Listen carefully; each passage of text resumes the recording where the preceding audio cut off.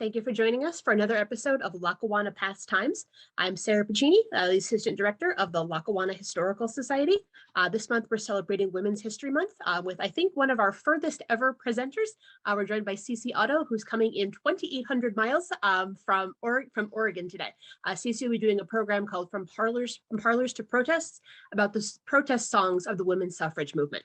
Cece Otto is a classically trained singer, composer, international best-selling author, and historian who has performed in venues all over the world, both as a soloist and an ensemble.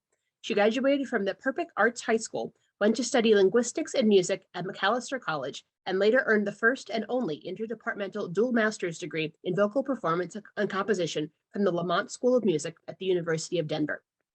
In 2013, she completed her cross-country musical journey, An American Songline, performing 30 concerts of historic vintage music in venues along the Lincoln Highway, which goes from New York City to San Francisco.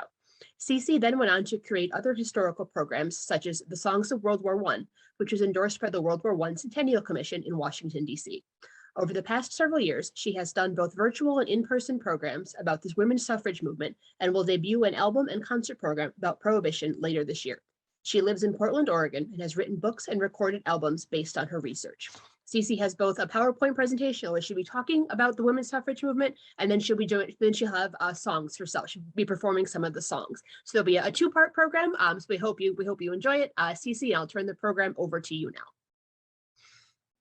All right, so again, welcome everybody near and far. I am so happy to be coming to you from 2,800 miles away. I really enjoyed my time in Scranton Wilkes-Barre when I was there in 2019, and I can't wait to come back, but I'm so glad to be able to kind of talk more in depth about these songs today. I know when I was there, we didn't have as much time to kind of talk about some of the research and some of the other things that I did, because this, let's be honest, this music and kind of finding it takes years to kind of find it, hone it, and figure out what's going to be a good program and what's important to share with people.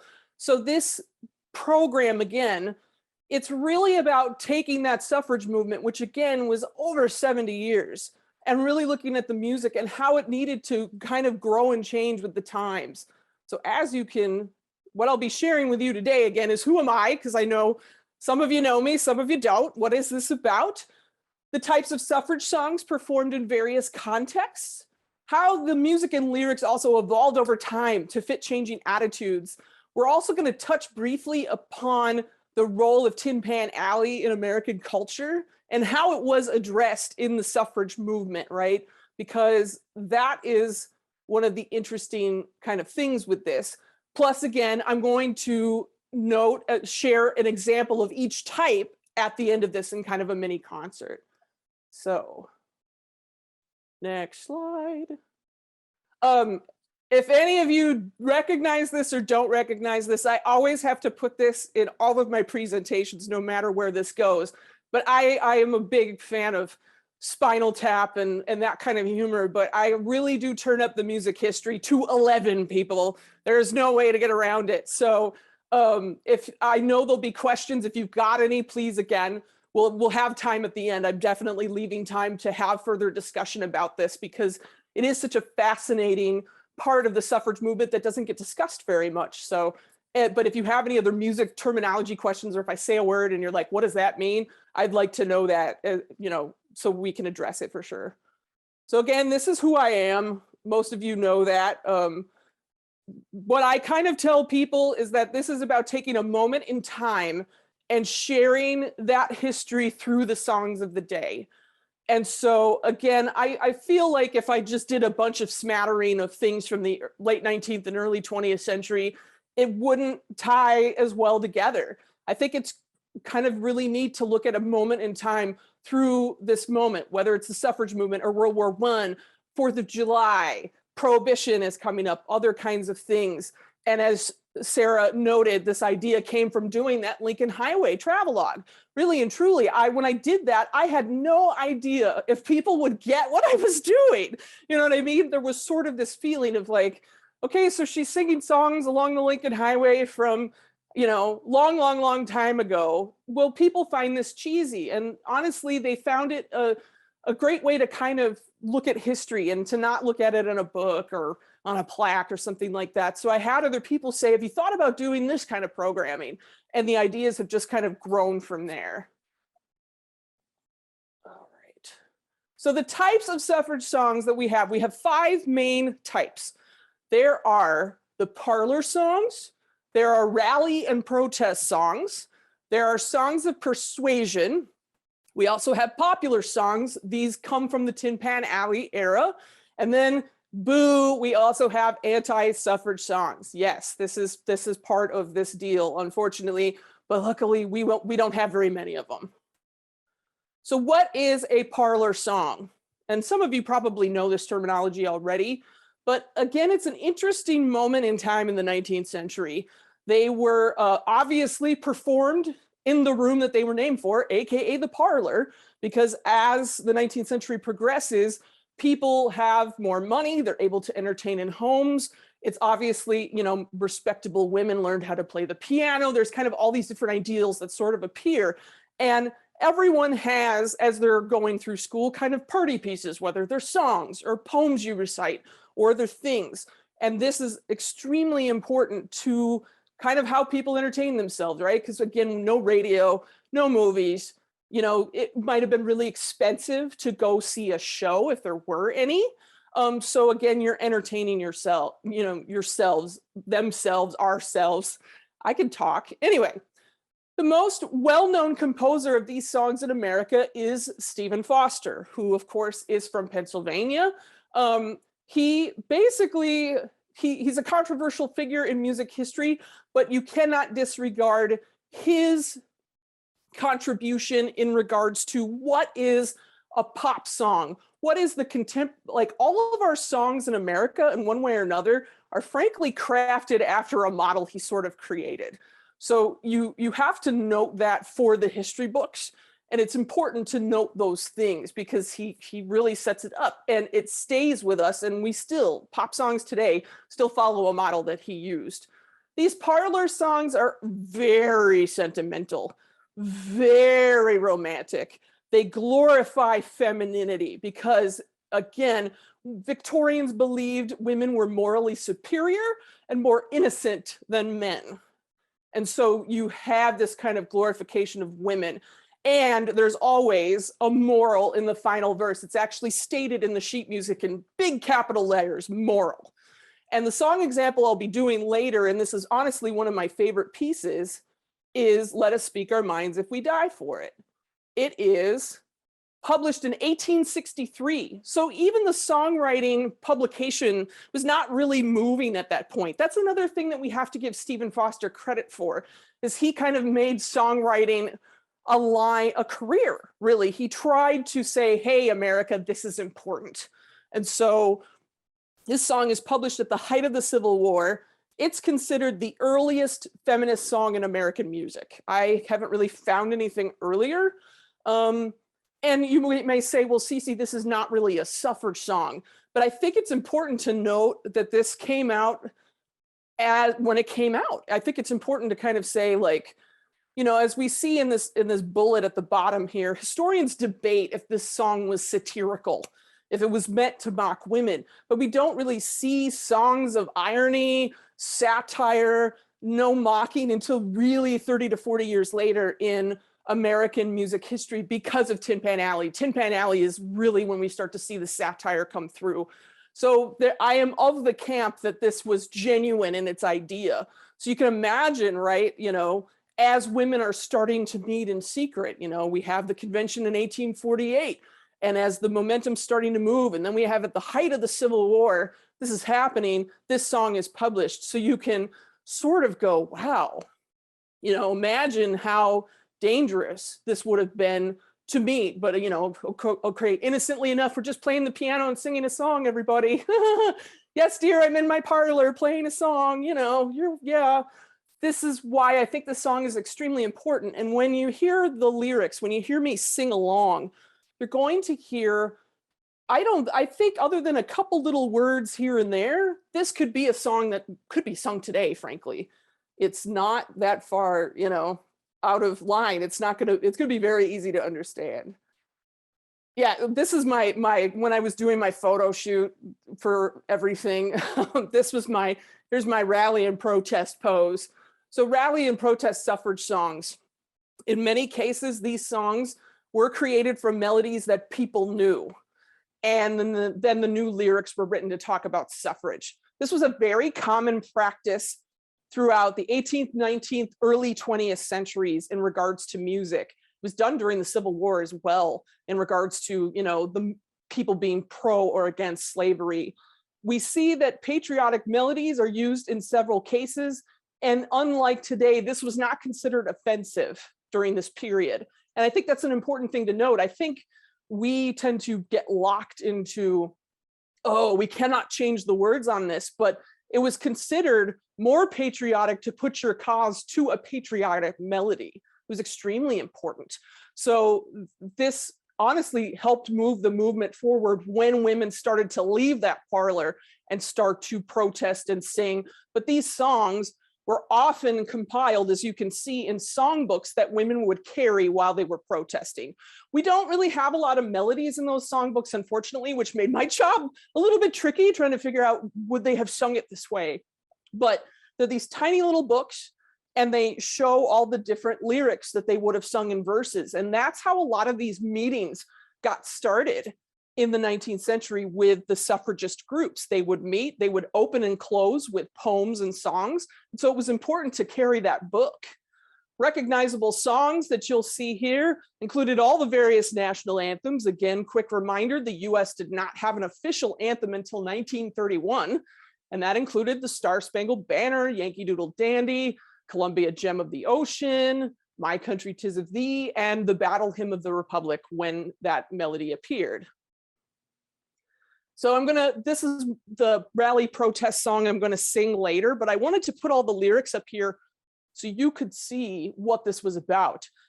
This one's a very interesting song in the sense that if you look at each verse, the man gets more progressively enlightened as time goes on. And so this is telling a story to these people as these women were singing this. And I have to say, Auld Lang Syne is a really interesting tune because it appears in the 1700s. That's the earliest documentation we have of it.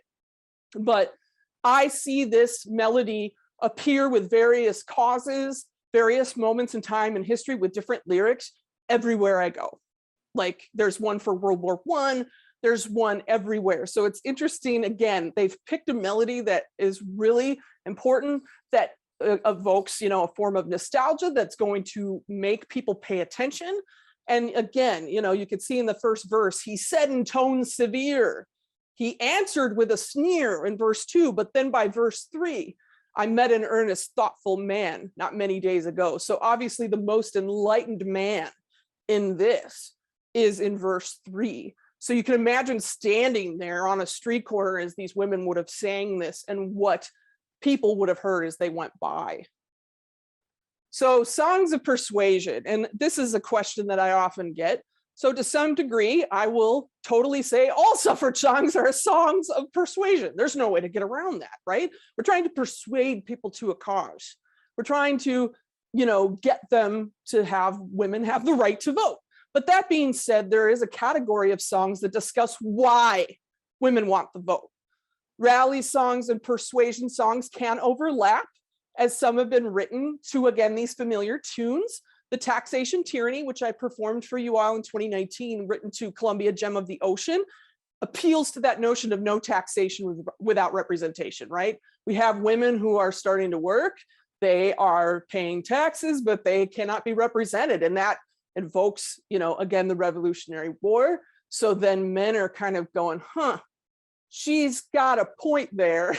She's paying taxes, and why did we become our own country in the first place? So it's an important kind of moment.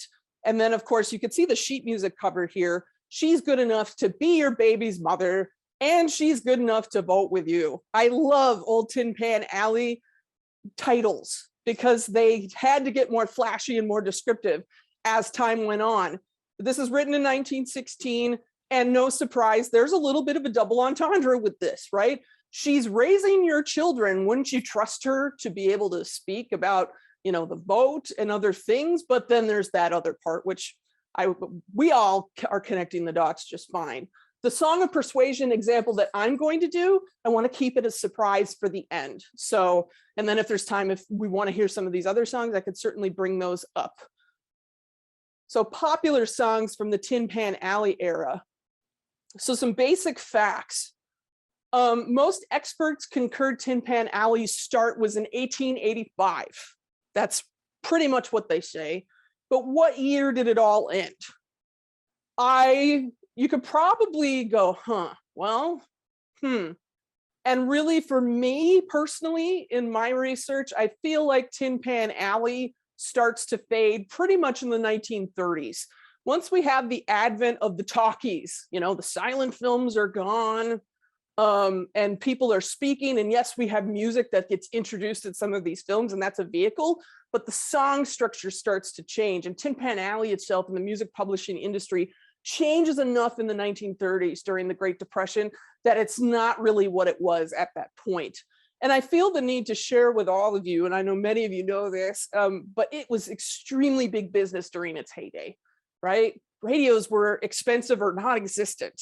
Main form of entertainment still, right? Vaudeville shows and silent films could be extremely expensive. So this is how you, again, entertain yourself and yourselves in one way or another. And so you would go down to the sheet music store, you would meet the sheet music boy or girl, you would pay a small fee to hear that song, because again, we don't have recordings to tell people what it sounded like. And I think it was usually either a dime or a quarter, depending on the era. But then, if you liked the song, that sheet music boy or girl would keep that quarter or dime as like part of their tip, and then you would pay for the music, and then you would take it home. But there was very common to kind of have, oh, so-and-so's got a piano in the neighborhood, let's all go there Saturday night and entertain ourselves, because of course on Sunday we got to go to church. There's those important moments with it. And also, and this is another interesting factoid about this, Tin Pan Alley music was a great way to get the news of the day. And you're going to say, really? How? And you have to remember that some people, literacy levels were different. We also have a lot of immigrants coming in the late 19th and early 20th centuries. So these songs, this music was extremely important in kind of regaling and letting people know kind of what was happening in their communities. And it was just a huge, huge thing in regards to how people learned about different headlines if they couldn't necessarily read a newspaper. And I think that's an important thing. I am not telling you that every single Tin Pan Alley song is a good work of art. It just isn't. A lot of it was very disposable because it was current events and issues and news of the day. And we'll get into a little bit more of that in later in this presentation. The song example I'm going to be doing for you is this one, I'm Going to Be a Suffragette. 1910 sets the scene in regards to this male perspective. I did not do this for you all in 2019, so I'm very excited to be able to do it for you today. But what is it that women really want? So we have kind of in the 19-teens this argument about, do women really want the vote, or do they want something else, something more? It kind of harkens back to that Keep Woman in Her Sphere song that we saw earlier. What spheres do women want to occupy? And that was a very kind of philosophical part of this. It wasn't just about women getting the right to vote or not. It was about this bigger philosophical debate that was going on amongst everybody. And I think that's an important thing to note.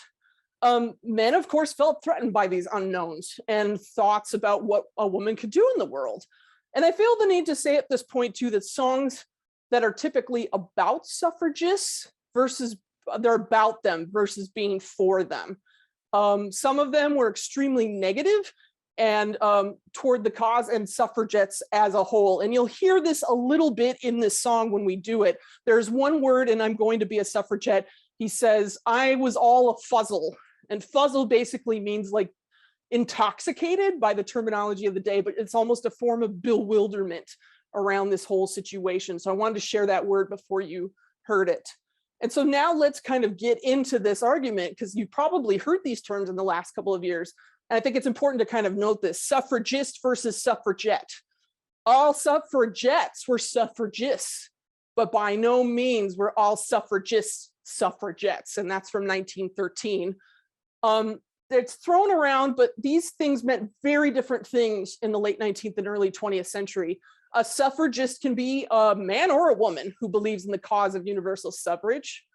The term suffragette first appeared in a United Kingdom newspaper in 1906 and was used to distinguish between British suffragists who were militant and sometimes violent, not all of them, in their protests, and those who were not. As news kind of spread about what was happening in Great Britain, about these more radical activities that were happening in the UK, the definitions started to vary, and you could see this in different newspapers. But on the whole, the US adopted kind of a suffragette as a derogatory term here. So if you see it in sheet music of the day, it's actually derogatory. And it remained that way until the second wave of feminism in the 1960s. So on the left here, you'll see Susan B. Anthony up top. She was a suffragist through and through. Below is Alice Paul, New Jersey person, not far from you. She also was a suffragist, but she started to become a suffragette. She did hunger striking. She was one of the few people in the US who were force-fed while she was in jail. She has more militant activities and other things behind her. And so she tends to fall into this suffragette category during this time frame. Now on to the section that everybody's wondering about, the anti-suffrage songs. There's not many out there, and mostly because there was, for the longest time of this 70+ year crusade, there was not really an issue of persuasion. It just wasn't really needed or important. I mean, of course, out here in the Western states where I live, women got the vote in a state level or on a local level a lot faster because they wanted more people to make more opinions and vote. So that's something to note. But on the whole, this national elections, it still was very anti. And as this movement takes hold in the early 20th century and women start having a louder and louder voice, most of the anti-suffrage songs actually appear in the last, I'd say, 15 years of the movement. This one's from 1915. If you cannot see the words on this article, this is from New York, but you could see the notes of a song from a phonograph drown the notes of the typewriter at the anti-suffrage headquarters, 37 West 39th Street, yesterday afternoon. It was the new anti-suffrage song, The Anti-Suffrage Rose, which, with a set of anti-suffrage speeches, had just been arranged for the phonograph to be used at all the upstate fairs and later for parlor meetings.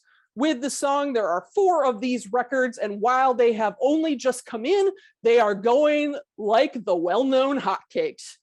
And I think that shows how there's definitely a contention with this. And in this song, when I sing it, you'll hear that everything is done through the symbolism of flowers. So anti-suffrage roses were red. Many of us know that the yellow roses meant you were pro-suffrage, but early on there were jonquils, and that this song mentions jonquils being worn. And it's all about, you'll hear in the metaphor of like, if the jonquil wants to fight. So they won't mention women directly in this, but it's through the flower that we're getting these metaphors. And this is a very common Victorian, early 20th century dialogue in regards to the language of flowers that was still extremely important at this time. So this is another thing I want to bring up. And again, I didn't have time to do this in 2019. And I feel the need, given everything that's going on in our world and as we move forward, thinking about music preservation and suffrage and in regards to women of color and how much music do we really have as a whole. And some of this looks a little tiny, but I'll go ahead and read it. Although the 19th Amendment legally applied to everyone, women of color remained disenfranchised owing to race-based voter suppression tactics such as poll taxes and literacy tests. And I think many of you know this because you're all enlightened historians, that the 19th Amendment was supposed to be for all women, but then we have definitions of what's a United States citizen. And so Indigenous people didn't get the vote until 1923, and then Japanese Americans, it was much later, and so forth, so on. And this is why, again, we have the Voting Rights Act that happens in the 1960s. But to go back to the Civil War, early suffragists like Susan B. Anthony and Elizabeth Cady Stanton believed all women needed to be enfranchised regardless of color. They were very upfront about that in the 1848 convention in Seneca Falls. It's very, very clear. But unfortunately, some suffragist groups of white women disagreed, believing it made their cause harder to promote. So some organizations, you can probably guess, some areas of the country and other things did not allow women of color to participate in their chapters and their meetings and other things. So then these women of color had to create their own chapters and meetings and other aspects of things. Many suffrage songs as a whole, regardless of race or background, have honestly been lost due to lack of preservation. And with songs written and or sung by women of color, this is unfortunately even more applicable. I can tell you in my research of World War I, there's over 14,000 songs about the Great War. The Library of Congress is probably getting more every day. You can type it in and look it up. But the truth of the matter is suffrage was a completely different research problem on a number of levels, because I had some pieces, but I didn't have all of them. And it's again because of how the history was preserved over time. People didn't think it was important. A lot of this is oral tradition. As I said, there's these lyric books, but the melodies weren't written down. So if I don't know the melody, I can't recreate the tune. And so it made it harder to try and find some of these things. You can see here in the second to last bullet, Tin Pan Alley songs about the suffrage movement and women of color sadly continued this minstrel song tradition. And that's a whole other lecture for another time. But minstrel song tradition, and these songs contained horrible caricatures of women of color, racist lyrics, other things. So unfortunately, I will not sing those or perform those. They are there, they exist, but it's something that I do not feel is appropriate to ever perform. On the right here, or left, whatever, Sojourner Truth. Many of you know her as an activist, both for the suffrage movement and for slavery. Has been noted to write she's written songs and has sung them during protests and speeches for both causes, but none of her songs were notated. We have notes of words, but we can't tell what was spoken, what was sung, and unfortunately, due to filters of the time, some of the language would have not been what she would have appropriately said or done, because Dutch was actually her first language for the first 9 years of her life. So her English is different. And unfortunately, some newspaper writers and reporters notated it differently with kind of this derogatory African-American language from the period. And so we don't really know everything there, but it is noted she had the voice of a clarion call, that she had a very, very powerful and striking voice. And I definitely found it fascinating to learn and read about her. So to sum up, music was an integral part of women's suffrage. It boosted morale, it helped further their cause. There are several types of suffrage songs, 5 exactly, and these types evolved as music changed. And as the cause grew in awareness and popularity, then these songs had to change. There's both original music as well as new words written to pre-existing melodies. Some of those melodies are still very well known today. And just for fun, because everybody asked me this question as well, what is in the public domain when it comes to sheet music? Anything that's 1926 or earlier right now. All rights have expired. The authors have explicitly put the work into public domain, or there were never copyrights to begin with. I wanted to put this up here so you could see it, because we're going to get into the singing part of the program here shortly. So here's the order of songs again, and here's the 5 types. So I'm Going to Be a Suffragette will be first. That's that Tin Pan Alley popular song. Then we've got the rally and protest song, Keep Woman in Her Sphere from 1882. Then we'll go to the Parlors song, Let Us All Speak Our Minds If We Die For It from 1863. Anti-suffrage, the Anti-Suffrage Rose, of course, from 1915. And the Song of Persuasion I wanted to share with you all, because I did not get a chance to do it in 2019 when I was in Scranton, was 100 Years Hence. And this is an interesting mashup because the lyrics were written in 1875, practically for the centennial of this country, but I could not find the melody. And I loved reading the words. And I contacted a good friend of mine who's a pianist. She's a great piano player and composer, Stacey Farian. She lives in Denver. So about halfway between both of us, right? And she adapted this to music. And what the lyrics speak of is what does the world look like 100 years after women have the right to vote? So think about that. So they wrote the song in 1875. They then thought, what would the world look like in 1975? But then, of course, women didn't get the right to vote. The 19th Amendment wasn't ratified until 1920. So then what would the world look like in 2020?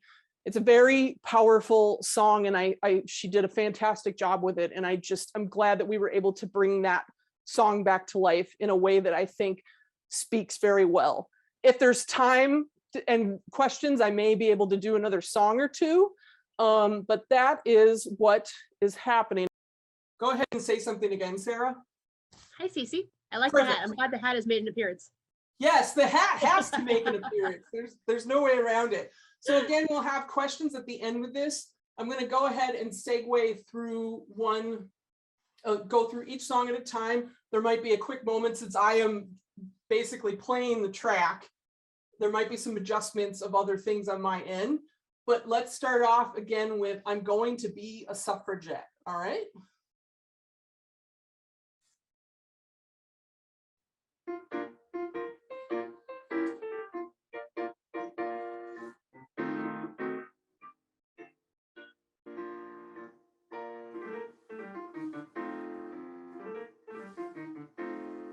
Say I'm up a tree, try and light me, I'm in a dilemma.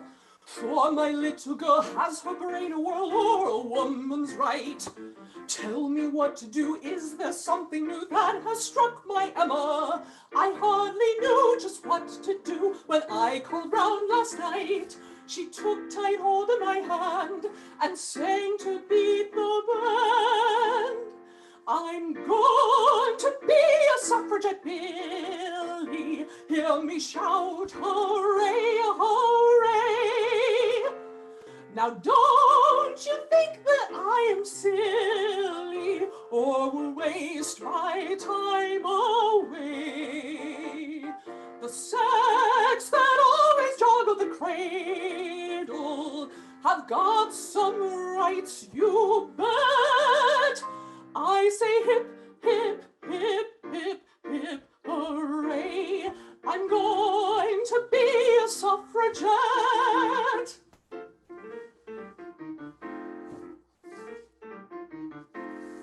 What they just demand, I don't understand. It is quite a puzzle.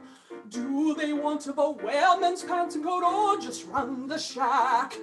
I just can't surmise, though I look so wise, I was all a puzzle when she said, Billy, ain't it great, and slapped me on the back. Perhaps she tried to explain by singing this refrain. I'm going to be a suffragette, Billy. Hear me shout, hooray, hooray. Now don't you think that I am silly or will waste my time away. The sex that always joggle the cradle have got some rights, you bet. I say hip, hip, hip, hip, hip, hooray. I'm going to be a suffragette.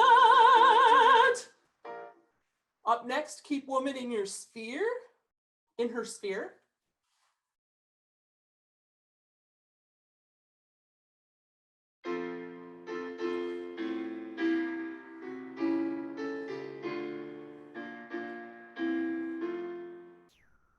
I have a neighbor, one of those not very hard to find, who know it all without debate and never change their mind.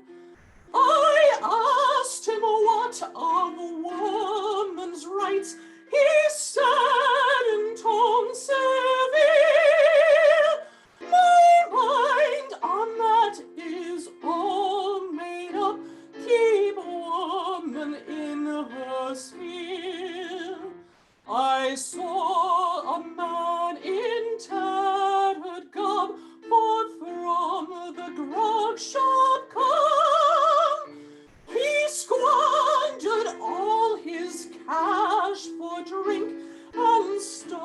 loved his wife at home.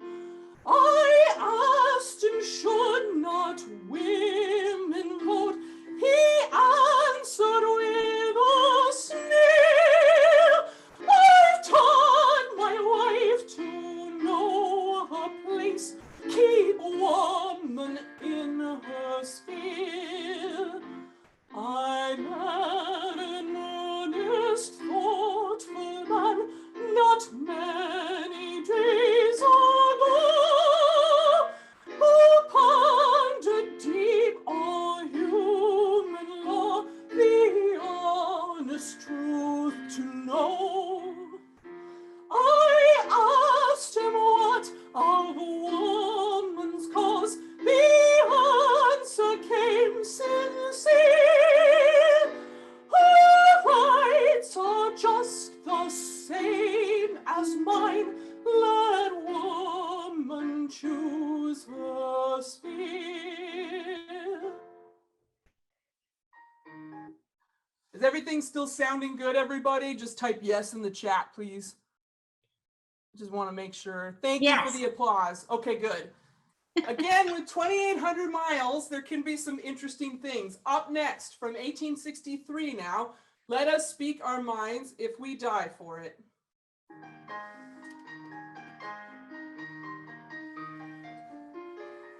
And listen for the moral, everyone, that third verse. Men tell us 'tis fit that wives should submit to their husbands submissively, meekly. Though whatever they say, their wives should obey, unquestioning, stupidly, weakly. Our husbands would make us our own dictum take, without ever a wherefore or why for it. But I don't and I can't, and I won't and I shan't. No, I will speak my mind if I die for it.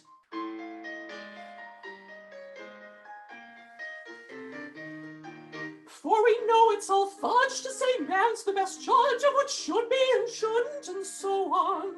That woman should bow nor attempt to say how she considers that matters should go on. I never yet gave up myself as a slave, however my husband might try for it. For I can't and I won't, and I shan't and I don't. No, I will speak my mind if I die for it.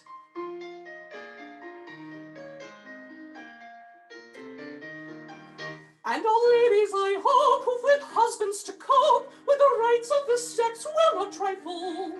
We all, if we choose, our tongues about to use, can all opposition soon stifle. Let man, if he will, then bid us be still. And silent a price he'll pay high for it. For we won't and we can't, and we don't and we shan't. Let us all speak our minds if we die for it.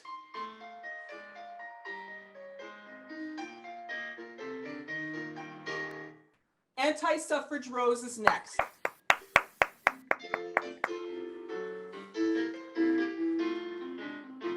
Suffragists say, happen what may, they'll win the coming fight. Twixt you and me, I don't agree, we're gonna show them who's right. Joggles they well, cannot compare with the anti-suffrage rose. Token of love and a gift from above, loveliest flower that grows. Red, red anti-suffrage rose, you're the flower that's best of all. You're better far than jonquils are. We are going to prove it in the fall. Sweetest flower in all the world, everybody knows. You're the emblem of the anti-suffrage cause. Your lovely red, red rose.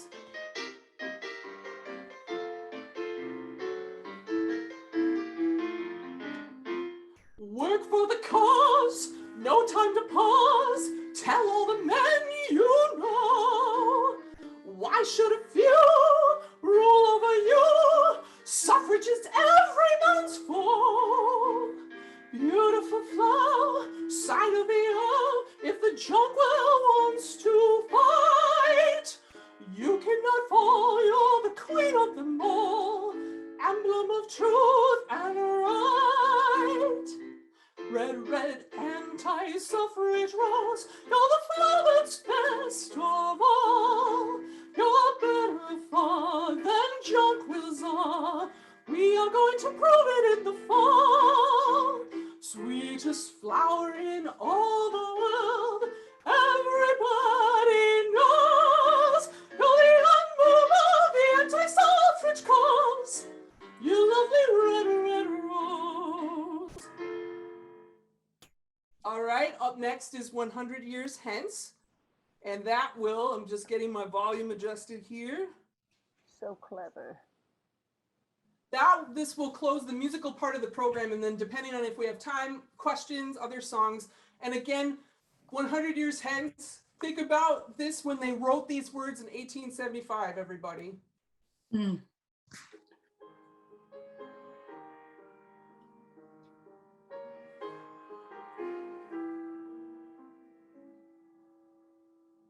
"100 years hence, what a change will be made in politics, morals, religion, and trade, in statesmen who wrangle or ride on the fence. These things will be altered 100 years hence."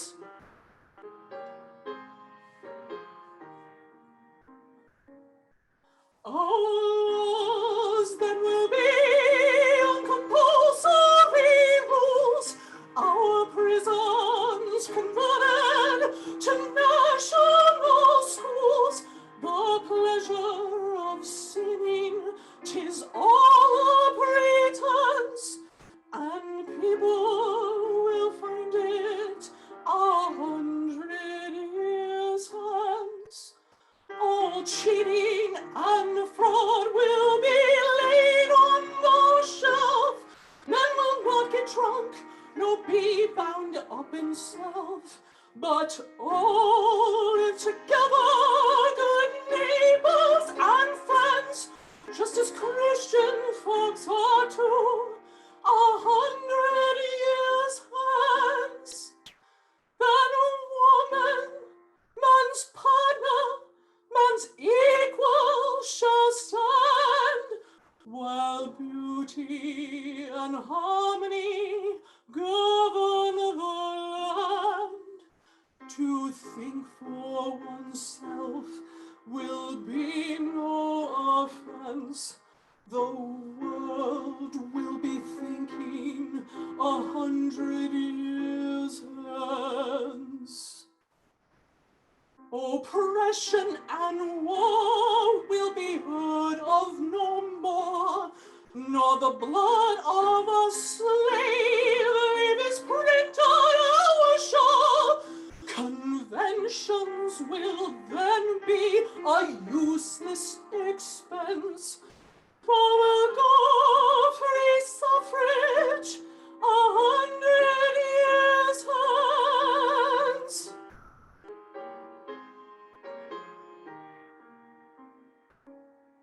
Instead of speech making, just to satisfy wrong, we'll all join the chorus to sing freedom's song. And if a millennium is not a pretense, we'll all be good neighbors 100 years hence.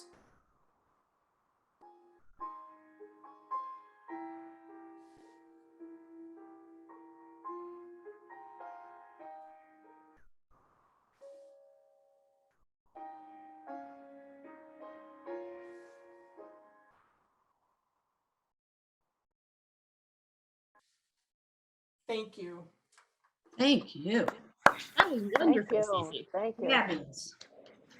Yeah, Wow. it's so I'm It was gonna do excellent to this. hear a different version of history rather than just, you know, a narrative. It was wonderful to hear it as a, you know, as popular culture as it was happening.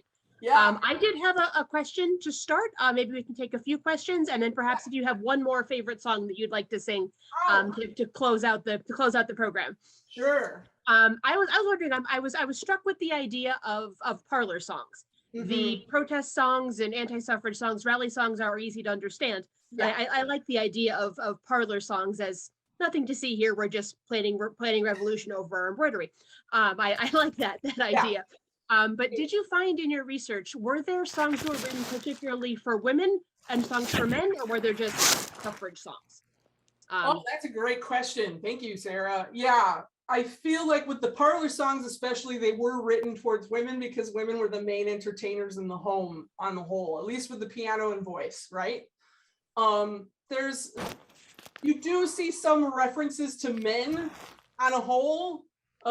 It's kind of more in that let us speak our minds if we die for it. Like, I love the fact that I got to sing stupid from a song from 1863. You know what I mean? I never thought I would see those kinds of words in this. And you sort of see there's sort of these kind of Tin Pan Alley is all about innuendo, and you start to see some of these things appear in the music, but on the whole, it's more pivoted the other way. Like with if you see the word suffragette, especially given its age, it's usually made to, again, make fun of women and mock them. We don't necessarily see as many men things, but of course, no surprise. And this is another interesting point to bring up.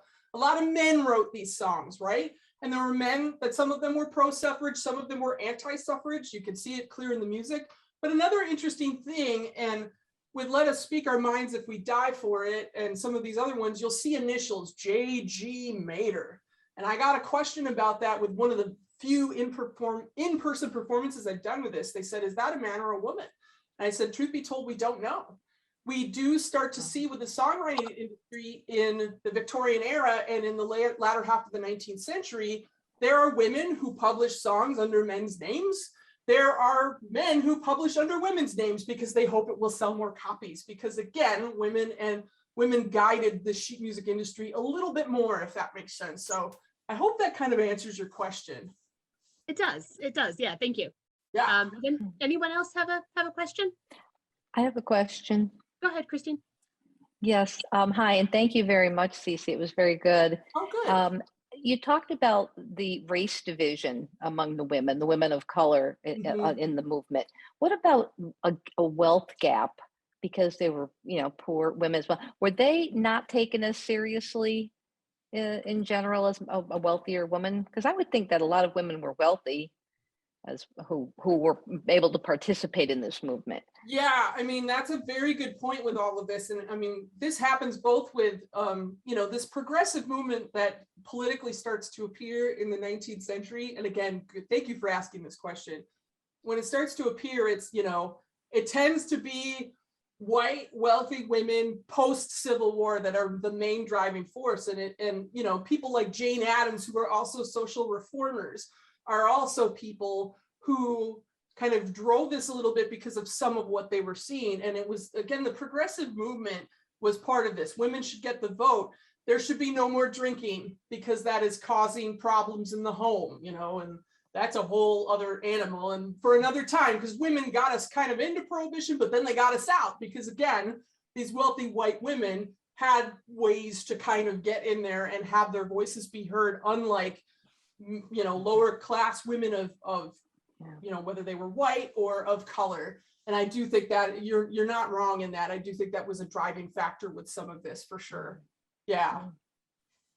Thank you. Is that I see a hand raised from Barbara in Maine. Barbara, thank you for joining us from Maine. It's a pleasure. chime in. Thank you. For a twofold question.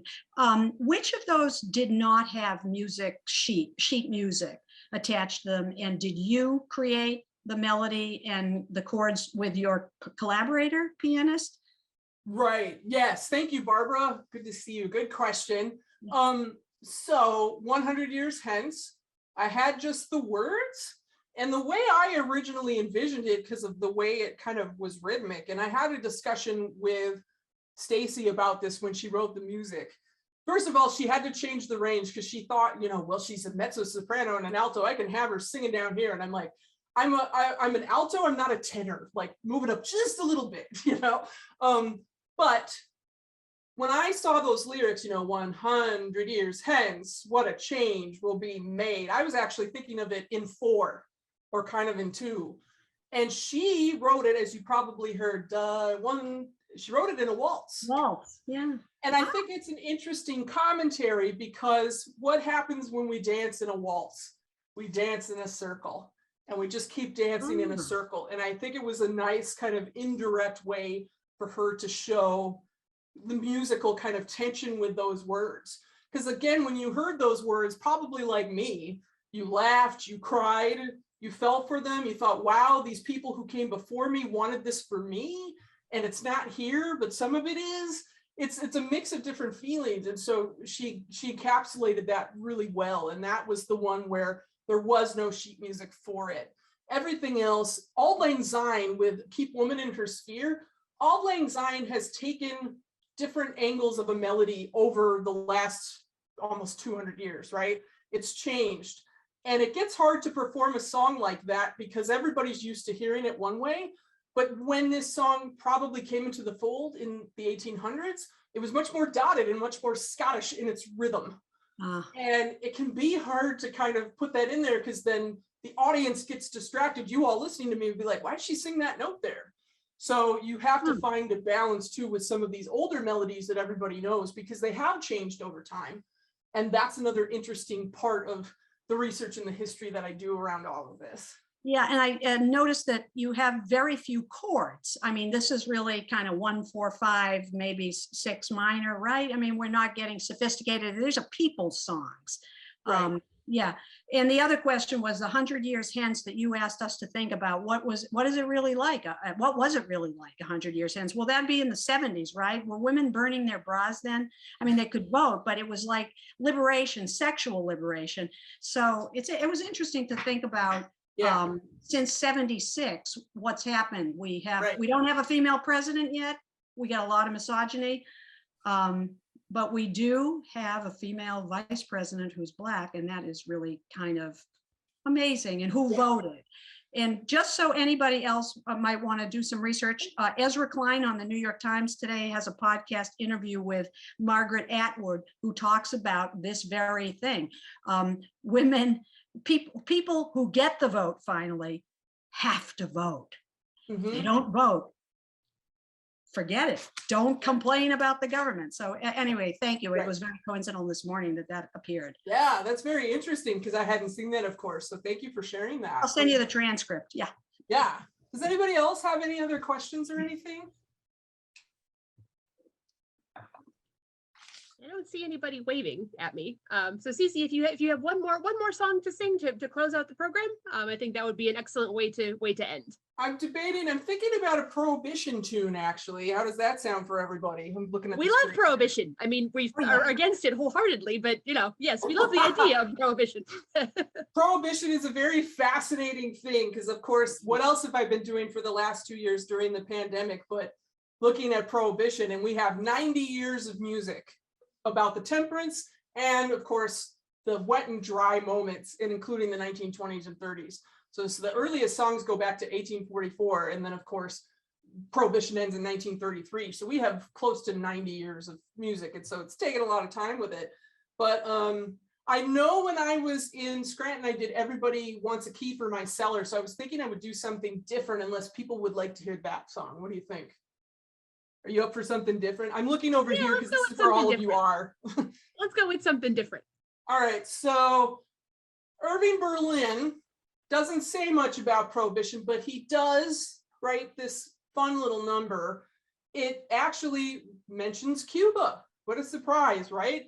Because once the United States went dry, as he quotes this, where do you go other than Canada? You go to Cuba, because at that point, we had a pretty good relationship with Cuba. So it mentions this. There's also a fun little classical music reference in the beginning of the song. And if you catch it, I want to hear it after we're done. But this is called I'll See You in CUBA.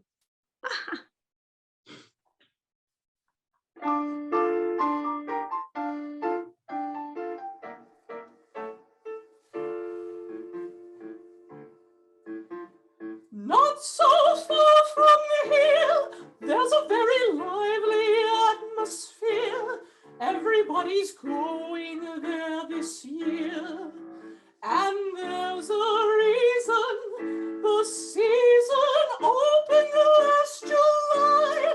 Ever since the USA went dry, everybody's going there and I'm going too. I'm on my way to Cuba. There's where I'm going. Cuba, there's where I'll stay.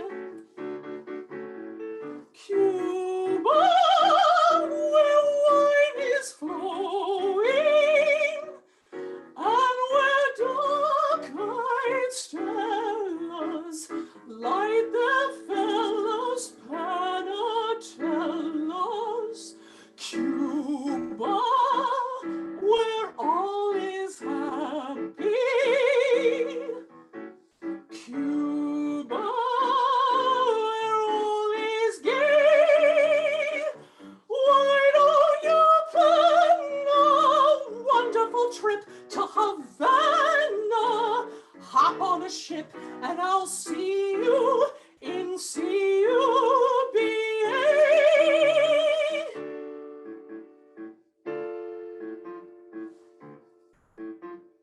Take a friend's advice. Drinking in a cellar isn't nice. Anybody who has got the price should be a Cuban. Have you been longing for the smile that you haven't had for quite a while? If you haven't, follow me and I'll show the way. I'm on my way to Cuba. There's where I'm going. Cuba, there's where I'll stay. Cuba, where wine is flowing, and where dark-eyed stars light the fellows panatellas. Cuba, where all is happy.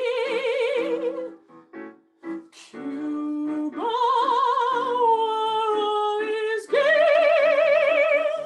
Why don't you plan a wonderful trip to Havana? Hop on a ship and I'll see you in CUBA.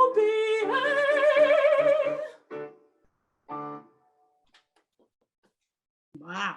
Thank you. That was fun. Yes, so Panatella's cigars, right? I forgot to mention that. And Stella's, of course, are the local women. Let's just put it that way. Yes, 1920, that was written. Yeah, did anybody guess that little classical piece in the beginning there? The bum, ba-dum, bum. Yeah, it sounded like Bizet. Yes, it was. It was the habanero and the bass line. Well, the bass, yeah, but that's not plagiarism, right? No. No, because, you know, and it's like, people always go like, well, you know, that's just a new thing. Oh, no. People in Tin Pan Alley were lifting various things from classical composers. Right? That was great. I'm always chasing rainbows as a Chopin fantasy line in it and everything. So yeah, happens all the time. But yeah, I hope you enjoyed that. I thought it was an interesting kind of number because when we think about Cuba now, we have completely different memories and connotations around that, but they didn't have that back in 1920, right? So You should write a song about going to Russia. It'll have different connotations soon.